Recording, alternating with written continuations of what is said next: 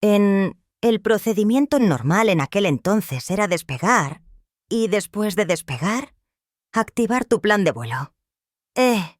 Hoy en día, con los instrumentos, tu plan de vuelo se activa cuando te dan tu autorización.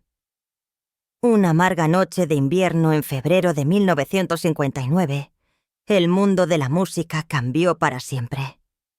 Una pequeña avioneta se estrelló en el cielo negro de Iowa, y con ella murió una de las estrellas más brillantes del rock and roll. Décadas después, la gente se ha referido a ella como el día en que murió la música. Pero, más allá de esa frase desgarradora, se esconde una historia mucho más compleja de lo que la mayoría de los fanáticos jamás supo. Ha habido preguntas, han circulado rumores y ha surgido nueva información que indica que la verdad sobre los últimos minutos de Buddy Holly no es exactamente lo que nos hicieron creer. Y una vez que lo sabes, no puedes dejar de saberlo. Primeros años de vida y carrera. Buddy Holly, Charles Hardin Holly. Por nacimiento el 7 de septiembre de 1936, era de la pequeña ciudad de Liage, Texas.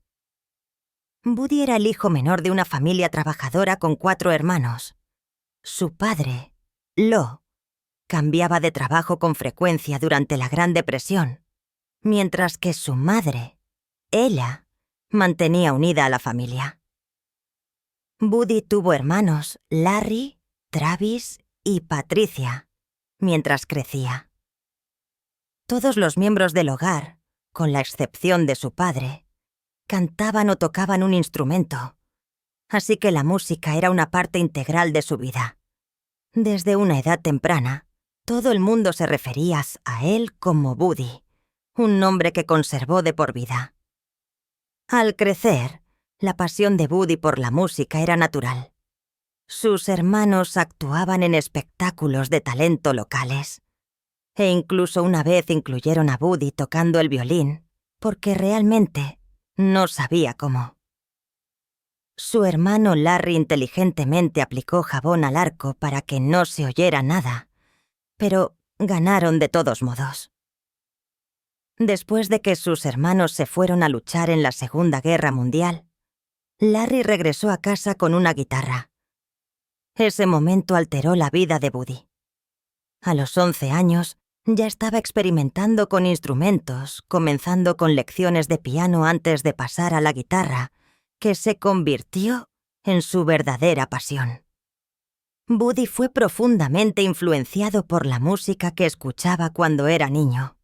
Adoraba a músicos country como Hank Williams, Jimmy Rogers, Bill Monroe y la familia Carter.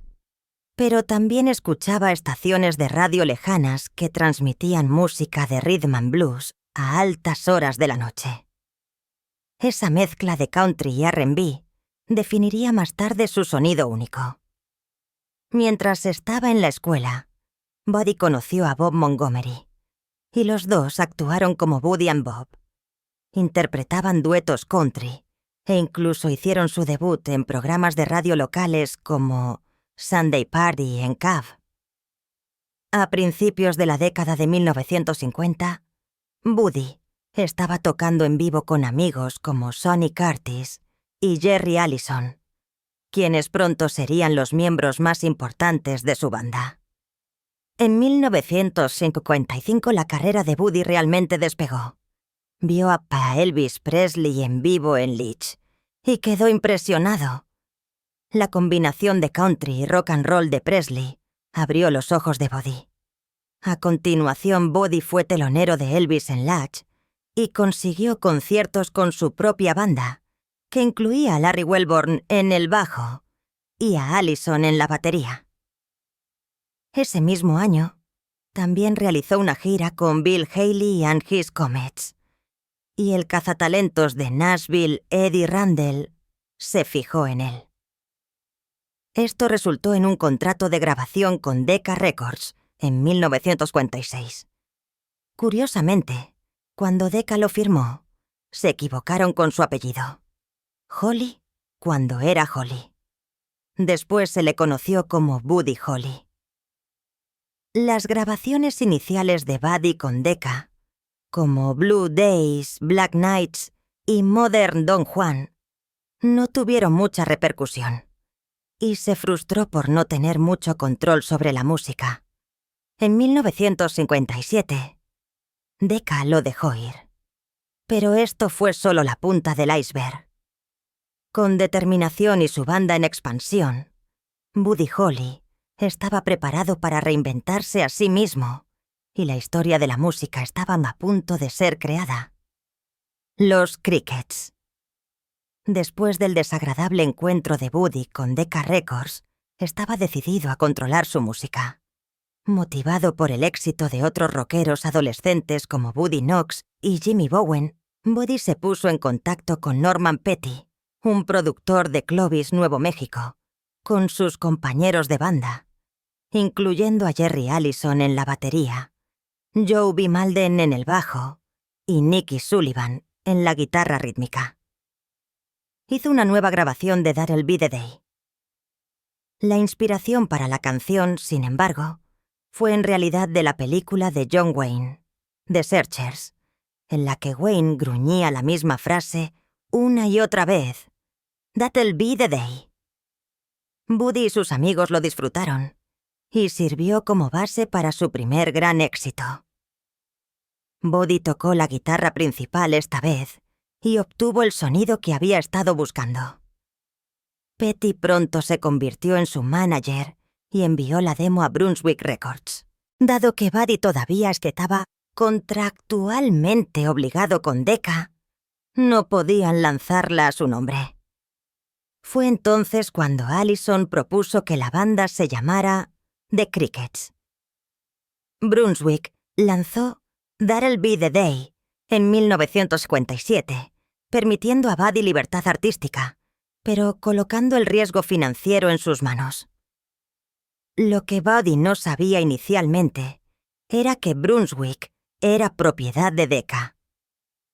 Para evitar problemas legales, Brunswick lanzó grabaciones bajo el nombre de los Crickets, mientras que una segunda subsidiaria de Decca, Coral Records, lanzó las grabaciones en solitario de Buddy. Esto resultó en la extraña circunstancia de que Buddy tenía discos siendo lanzados bajo dos nombres diferentes simultáneamente. En una entrevista de radio de 1957, incluso Buddy reconoció estar desconcertado, riendo que tenía 3 sencillos disponibles, pero bajo dos nombres diferentes. Lanzado en julio de 1957, That'll Be the Day se abrió camino en las listas. Norman Petty reservó a la banda para una gira con una visita al famoso Apollo Theater de Nueva York. Fueron el primer grupo blanco en actuar allí. Al principio, nadie quedó impresionado, pero cuando tocaron Bo Diddley, la multitud fue conquistada y los Crickets los convirtieron. Buddy estaba que ardía en el otoño de 1957. That'll Be the Day encabezó las listas tanto en los EI-UU como en el Reino Unido, y Peggy Sue y Everyday fueron éxitos instantáneos. Su primer álbum, The Chirping Crickets, que salió en noviembre de ese año, llegó al top 5 en el Reino Unido.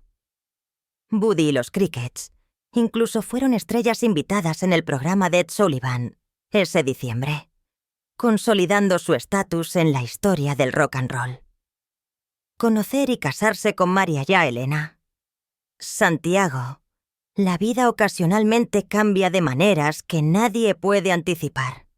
Y para Buddy Holly, ese momento de cambio llegó en el verano de 1958.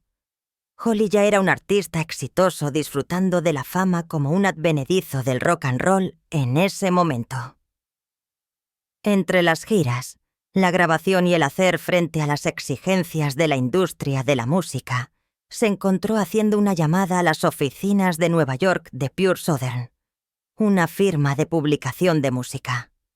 Ahí es donde conoció a María Elena Santiago, una recepcionista que trabajaba allí. El primer día que se conocieron, Holly no perdió el tiempo. La invitó a salir de inmediato. Y si eso no fuera lo suficientemente aventurero, le propuso matrimonio en su primera cita. Mientras que el resto del mundo pudo haber creído que se estaba moviendo demasiado rápido, Holly sabía exactamente lo que deseaba. María Elena recordó posteriormente que su encanto, generosidad y honestidad hacían difícil el rechazo. No más de un mes después, el 15 de agosto de 1958, la pareja se casó. Fue un romance torbellino que sorprendió a muchos, particularmente a aquellos que conocían mejor a Holly. Su manager y productor, Norman Petty, no estaba contento con la boda en absoluto. Petty temía que los fans, particularmente las mujeres jóvenes que eran grandes fans de Holly, se desconectaran cuando se enteraran de que estaba casado. En esos tiempos, las compañías discográficas solían animar a las estrellas a permanecer solteras en la escena pública, sintiendo que eso las hacía más atractivas. Pero Buddy Holly no era del tipo que ocultaba su alegría personal para mantener su imagen. Estaba enamorado de María Elena y anhelaba tenerla como parte de su vida, sin importar lo que la gente pensara. Los dos comenzaron a construir una vida juntos en la ciudad de Nueva York, frecuentando clubes de jazz, yendo a lugares de música y fantaseando sobre el futuro, el papel de Santiago en la gira y las crecientes tensiones con Norman Petty. Una vez que se casaron, María Elena Santiago era más que simplemente la esposa de Buddy Holly. Era un componente vital de su vida profesional. Viajaba con él en las giras con frecuencia, pero como el matrimonio no se publicitó inicialmente, no fue presentada como su esposa. Más bien, para el mundo exterior, ella era simplemente la secretaria de los Crickets. Parecía bastante sencillo, pero de hecho, ella estaba lidiando con algunos de los aspectos más críticos de la existencia diaria de la banda. María Elena hizo cosas que la mayoría ni siquiera vincularía con una gira de rock and roll. Lavó la ropa, ayudó con la instalación del equipo y, lo que es más crucial, tal vez, recogió los ingresos del concierto después de las actuaciones. A diferencia de antes, no depositó los ingresos directamente con Norman Petty en Nuevo México, como siempre había sido la costumbre. Más bien, retuvo los fondos personalmente. Esto puede no parecer una desviación significativa, pero fue un punto de inflexión en la relación de Buddy Holly con Petty. Con experiencia en la industria de la música y la ayuda de su tía Proy García, una ejecutiva de igual nivel en el Departamento de Música Latinoamericana, María Elena comenzó a sospechar que algo estaba pasando. María Elena y su tía persuadieron a Buddy de que Petty había estado enviando las regalías de Coral Brunswick, la compañía discográfica, a la cuenta de su propia empresa en lugar de reembolsar a la banda de manera justa. Para Holly, esto no era solo una cuestión de dinero, era una traición. Buddy siempre había estado indeciso con Petty, como su manager y productor, pero ahora se sentía estafado. Quería tomar cartas en el asunto y comenzó a planear recuperar las regalías que le pertenecían. Incluso llegó a pensar en despedir a Petty por completo. Para este propósito, Holly contrató al abogado Harold Thorenstein, quien fue sugerido por los Everly Brothers para negociar y resolver sus regalías. Este fue el comienzo de un gran cambio. Con María Elena a su lado, Buddy Holly comenzó a separarse del dominio de Norman Petty. La tensión entre ellos se agudizó, y este fue el comienzo de la batalla de Buddy por la autonomía, tanto en su vida como en su carrera. Holly dejó muy claro que quería comenzar una nueva etapa en la que pudiera tomar sus propias decisiones y, finalmente, tener el control de su carrera. disputas financieras y demandas. A medida que la carrera de Buddy Holly se expandía, también lo hacían los problemas en segundo plano. El dinero, como debería sido una recompensa por todos sus esfuerzos, pronto se convirtió en una fuente principal de estrés. Los problemas en realidad comenzaron cuando Norman Petty, su manager, no pudo pagarle a Holly las regalías que le correspondían. Para un artista que ya estaba intentando obtener el control sobre su carrera, esto fue lo suficientemente agravante, pero las cosas pronto se complicaron aún más. Mientras tanto, otro promotor de Nueva York llamado Manny Greenfield se presentó con sus propias afirmaciones. Greenfield había trabajado previamente con Holly, reservándolo para conciertos en giras anteriores. Los dos tenían un acuerdo oral solamente en lugar de un contrato escrito por el cual Greenfield debía recibir el 5% de las tarifas de reserva de Holly. Sin embargo, con el tiempo, Greenfield comenzó a pensar que su posición era mayor que la de un promotor. Sostuvo que también había sido el manager de Holly, y por esa razón tenía derecho a una parte mucho mayor del dinero. Buddy Holly, sin embargo, no lo creía así. No le pagaría a Greenfield más de lo que habían acordado inicialmente. La disputa, sin embargo, se intensificó rápidamente a algo mucho más serio. Greenfield lo demandó. Y dado que las regalías que Holly estaba recibiendo eran de fuera del estado y de Nueva York, la ley exigía que esos pagos se pusieran en espera hasta que hubiera un acuerdo. Para una estrella en ascenso como Holly, esto fue un desastre. Estar en la cima de tu carrera, viajando, grabando y convirtiéndote en una sensación internacional, y sin embargo no poder tocar tu propio dinero era más que frustrante. El congelamiento de sus ganancias puso una enorme tensión en Buddy, así como en María Elena, que lo estaba ayudando a controlar las cosas más estrechamente. Esta lucha en los tribunales agravó la creciente desconfianza que Holly ya sentía con respecto a Norman Petty y cómo se estaban manejando sus finanzas. En lugar de poder concentrarse únicamente en la música, Buddy ahora se enfrentaba a abogados, contratos y discusiones sobre el dinero que había ganado correctamente. Su batalla por la autonomía no se trataba solo de creatividad, sino también de lograr la seguridad financiera que todo artista debería poder disfrutar. Separación de los Crickets. Para el otoño de 1988, la carrera y la vida de Buddy Holly estaban cambiando drásticamente. Su matrimonio con María Elena Santiago había introducido nuevas prioridades, y su creciente disgusto con la gestión del dinero por parte de Norman Petty lo había impulsado a reconsiderar su futuro. En última instancia, lo llevaron a tomar una de las medidas más significativas de su carrera: dejar a los Crickets, el grupo que lo había catapultado a la fama. En diciembre de 1958, Holly finalmente cortó su conexión con Petty. Para Holly, la vida después de Petty se trataba del control financiero y la independencia artística. Pero para los Crickets, Yo Viví Malden y Jerry Allison, no tanto. Decidieron permanecer con Petty como su manager, incluso si eso significaba separarse de Buddy.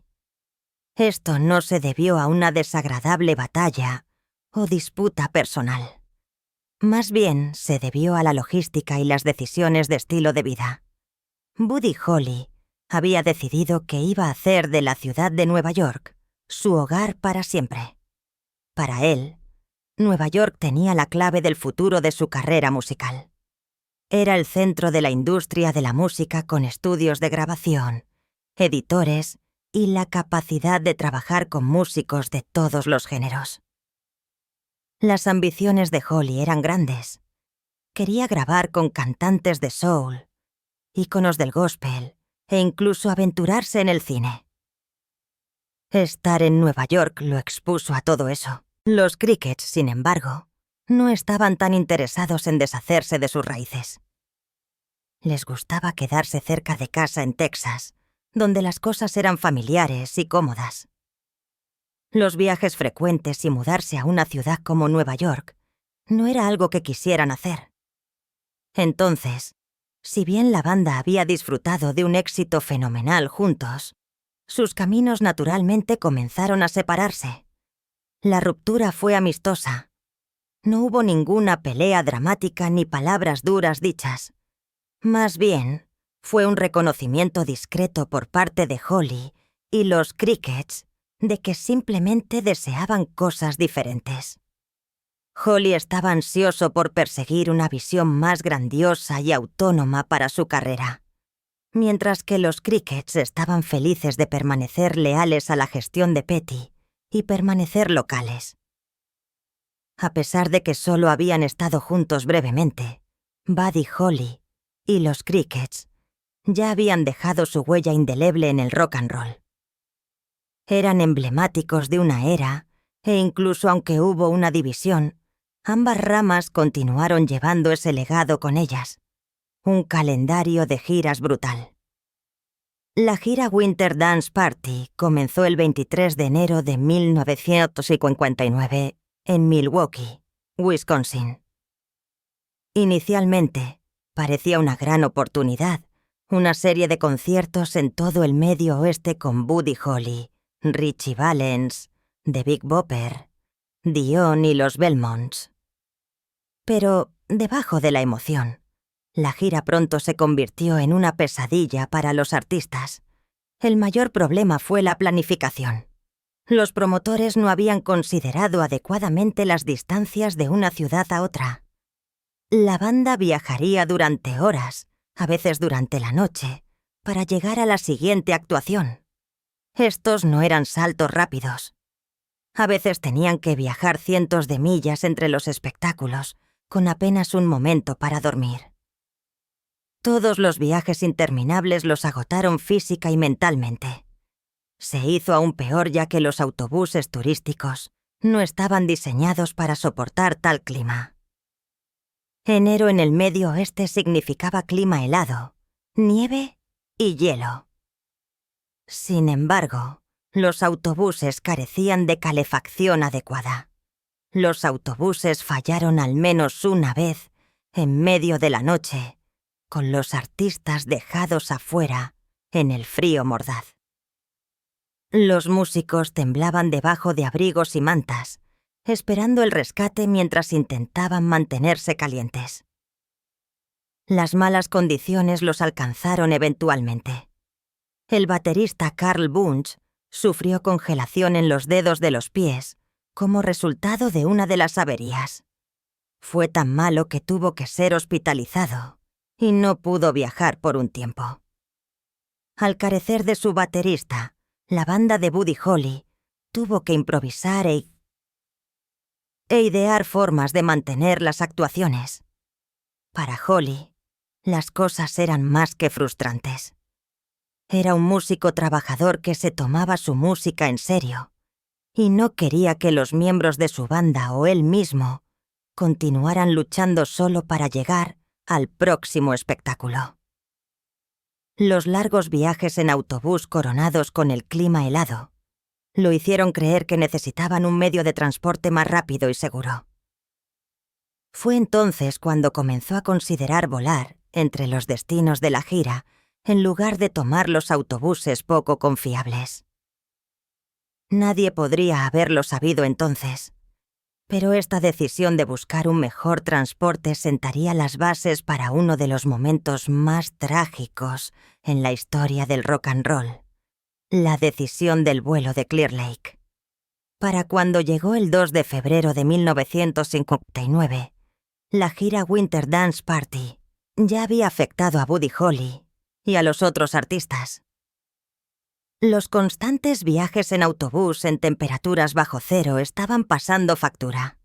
Esa noche, antes de su actuación en el Surf Ballroom, en Clear Lake, Iowa, Buddy Holly ya había tenido suficiente del agotador entorno de viaje.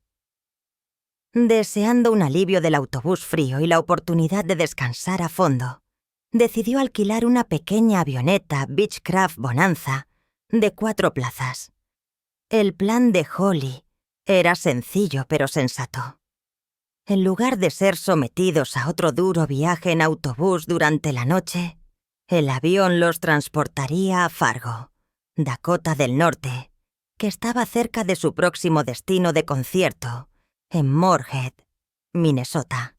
De esa manera, tendrían tiempo para descansar, lavar su ropa y calentarse para el próximo espectáculo sin la agonía de otro viaje en autobús frío e incómodo. El espectáculo nocturno en Clear Lake terminó justo antes de la medianoche, así que la pregunta era, ¿quién reclamaría los 3 asientos de pasajeros en el avión con el piloto? Holly había tomado uno para sí mismo, pero los miembros de su banda y amigos necesitaban resolver el resto. El guitarrista Tommy Allsop y la estrella emergente Ritchie Valens resolvieron el problema de una manera bastante extraña. Lanzaron una moneda.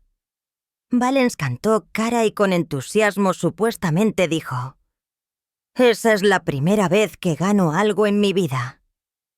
Sus palabras se volverían inquietantes en retrospectiva.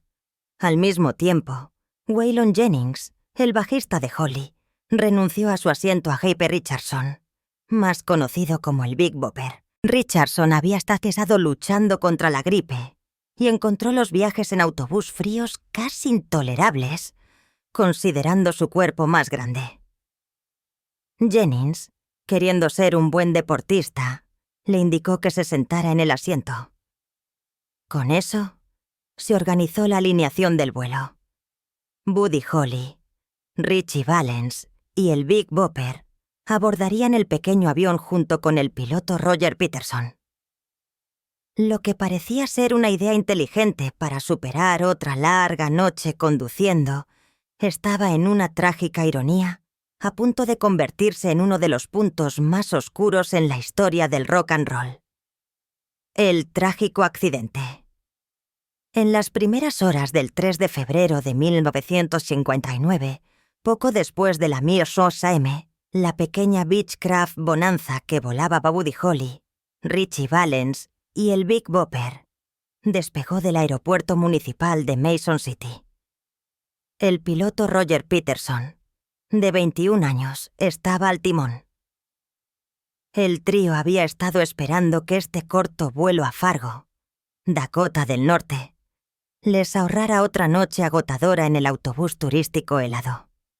Trágicamente, se convirtió en uno de los momentos más trágicos en la historia de la música. Esa noche, el clima no era nada bueno. Estaba nevando, había poca visibilidad y había fuertes vientos que hacían aún más peligroso volar. Para colmo de males, Peterson no tenía ninguna calificación de vuelo por instrumentos. Eso significaba que dependía en gran medida de ver el horizonte, una imposibilidad virtual en la oscuridad y la nieve. Los examinadores posteriormente especularon que Peterson podría haber entendido mal el giroscopio de la avioneta, una herramienta fundamental para medir la altitud de la aeronave. Mientras que otros aviones operaban de manera diferente, este funcionaba al revés. Entonces, era simple confundirse sobre si la aeronave estaba ascendiendo o descendiendo. Pensando que estaba ganando altitud, Peterson podría haber estado volando el avión hacia abajo. A los pocos minutos de despegar, ocurrió el desastre. El avión se estrelló contra un campo de maíz cubierto de nieve a 5 millas al noroeste de Clear Lake, Iowa. El accidente fue catastrófico y los 4 hombres a bordo murieron instantáneamente. Buddy Holly, de solo 22 años, estaba muerto. Ritchie Valens tenía solo 17 años y el Big Bopper Jape Richardson tenía 28. Sus vidas brillantes, que prometían mucho, terminaron en un instante que resonaría a lo largo de la historia de la música. Los informes del accidente circularon rápidamente, sorprendiendo a los fanáticos en toda la nación. Era impensable para muchos que estas estrellas en ciernes pudieran ser arrebatadas tan abruptamente. El incidente sería recordado para siempre como el día en que murió la música. Rumores e investigaciones. En los días y semanas que siguieron al accidente, los fanáticos devastados buscaron explicaciones. Muchos no podían creer que estos jóvenes talentosos pudieran haber sido arrebatados tan abruptamente, y los rumores pronto se propagaron. Quizás el más grande de los rumores surgió 2 meses después del accidente, cuando un granjero en las cercanías de Clear Lake encontró una pistola enterrada en la nieve, cerca del lugar del accidente. Posteriormente se estableció que la pistola pertenecía a Buddy, autentifique Buddy Holly. En el momento en que el descubrimiento llegó a los titulares, los rumores se desataron.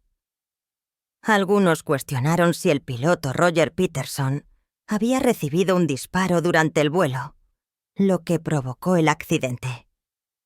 Otros sugirieron que había habido discusiones a bordo.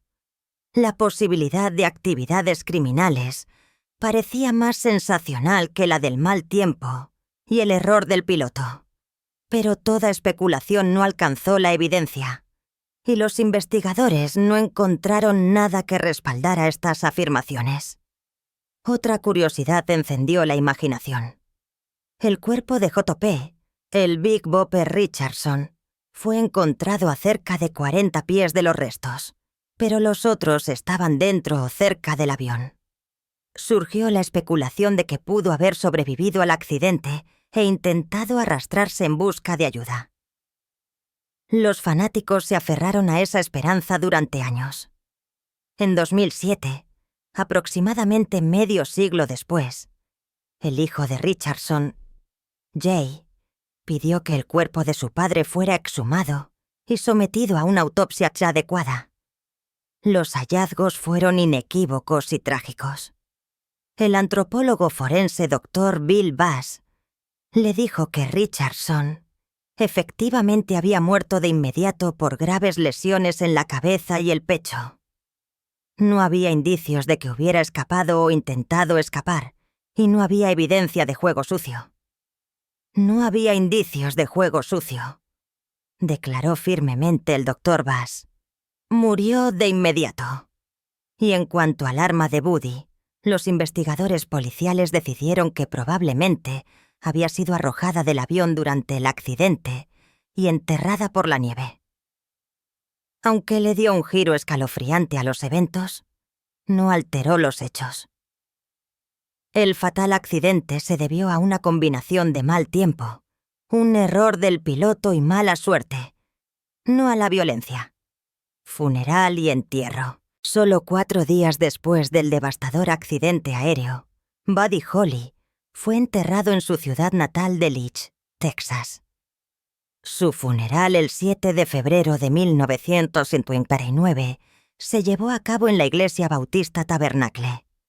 Apropiadamente, la ceremonia fue conducida por el pastor Bendy Johnson, el mismo individuo que había realizado la ceremonia de boda de Buddy y María Elena solo unos meses antes. Ese hecho hizo que el momento fuera aún más conmovedor. Lo que había sido un día de felicidad hace tantos años, ahora contrastaba de manera cruda y triste con la comunidad de personas reunidas en el dolor. Algunos de los amigos más cercanos y colaboradores musicales de Buddy participaron en el servicio. Sus portadores del féretro fueron Jerry Allison y Joby Malden, el baterista y bajista de los Crickets, y Nicky Sullivan, quien también había sido miembro de la banda al principio. El amigo de toda la vida de Buddy, Bob Montgomery, y el guitarrista Sonny Curtis también fueron portadores del féretro. Circularon rumores de que Phil Everly de los Everly Brothers también era portador del féretro, pero Phil mismo luego dejó claro que sí se presentó en el funeral para presentar sus respetos, pero que no había ayudado a llevar el ataúd de Buddy. El servicio fue uno emocional con fanáticos, familiares y amigos tratando de comprender la trágica pérdida de una persona joven y prometedora. Buddy tenía solo 22 años cuando falleció, pero en esos breves años había reconfigurado la cara del rock and roll. Después del servicio religioso, Buddy fue enterrado en el cementerio de la ciudad de Leech, en el extremo este de la ciudad. Su lápida es sencilla e intensamente personal. Tiene la ortografía correcta de su apellido, Holly, uno que fue alterado o acortado con frecuencia durante su carrera laboral. Y grabado en la piedra hay una imagen de su guitarra Fender Stratocaster favorita, el instrumento que se volvió tan legendario como el propio Buddy. Reacciones familiares y desconsuelo. La noticia de la muerte de Buddy Holly envió ondas de choque por todo el mundo. Pero para su familia, el dolor fue insoportable. Su joven esposa, María Elena Santiago, recibió la noticia de la peor manera posible a través de una transmisión de televisión. Tenía solo 19 años y estaba recién casada, todavía adaptándose a la vida con Buddy. El shock fue tan abrumador que al día siguiente sufrió un aborto espontáneo, perdiendo al bebé que estaban esperando. Fue una doble tragedia para ella, la repentina pérdida de su esposo y su hijo, por nacer, todo en 24 horas. La madre de Buddy también luchó con la devastadora noticia. Primero escuchó sobre el accidente en la radio en Leech, Texas. En el momento en que se dio cuenta de que su hijo se había ido, gritó y se derrumbó de dolor. Su reacción fue tan desgarradora que las autoridades luego hicieron cambios en la forma en que se daban a conocer los nombres de las víctimas. Decidieron que las familias siempre debían ser notificadas en privado antes de que los medios pudieran anunciar noticias tan devastadoras. Este cambio de política fue un resultado directo del trauma experimentado por la familia Holly. María Elena estaba demasiado afligida para asistir al funeral de Buddy. Y hasta el día de hoy, nunca ha visitado su tumba. Más tarde explicó que el dolor era simplemente demasiado para ella. En entrevistas años más tarde, admitió que llevaba una pesada carga de culpa, a pesar de que nada de eso fue su culpa. Recordó de alguna manera que me culpo a mí misma. Estaba embarazada de 2 semanas y quería que Buddy se quedara conmigo, pero él había programado esa gira. Fue la única vez que no estuve con él, y me culpo a mí misma porque sé que si tan solo hubiera ido, Buddy nunca se habría subido a ese avión. Sus palabras revelaron cuán profundamente la tragedia la atormentaba. Mientras que los fanáticos de todo el mundo lloraban a un ícono de la música, María Elena y la familia Holly lloraban hacia un esposo, un hijo y un futuro que fue robado demasiado pronto. El desconsuelo que llevaron nos recuerda que detrás de la leyenda de Buddy Holly había una familia muy real cuyas vidas cambiaron para siempre en esa fría noche de febrero. Y eso concluye la historia de hoy. La vida de Buddy Holly pudo haber sido corta, pero su música y legado continúan inspirando a generaciones. Si disfrutaste de este video y quieres ver más historias como esta, no olvides darle me gusta al video y suscribirte al canal. Tu apoyo nos ayuda a seguir brindándote más contenido sobre las leyendas que dieron forma a la música.